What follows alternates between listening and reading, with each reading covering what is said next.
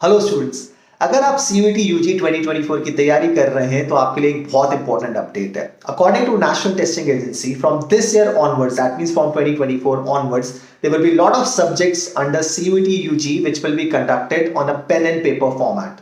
Unlike last year, जहां सारे exams, let it be language test or a domain specific test or a general test, they were conducted on a online mode. But this year there will be a lot of subjects which will be conducted on a pen and paper format on a single day shift. अब ये कौन से subjects हैं और क्या criteria और ऐसा क्यों हुआ है, उसका रीजन ये है।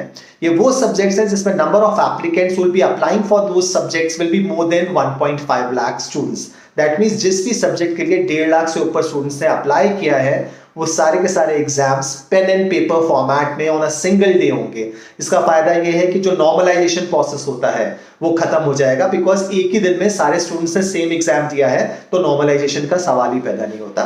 तो आप सारे के सारे लोग एक ही यार्डस्टिक के साथ आपको मेजर किया जाएगा, ठीक है। तो नॉर्मलाइजेशन खत्म हो जाएगा। तो ये बहुत इंपॉर्टेंट अपडेट है। तो अब जो पहला NTA का नोटिफिकेशन था जिसमें ये exam was scheduled from 15th May till 31st of May 2024, ये अभी भी वही है as per the previous notification. But वो सारे एग्जाम्स जो इसमें नंबर ऑफ एप्लीकेंट्स बढ़ गए हैं वो अब सिंगल डे फॉर्मेट में, पेन एंड पेपर फॉर्मेट में हो जाएगा। ऐसे कौन से एग्जाम होंगे?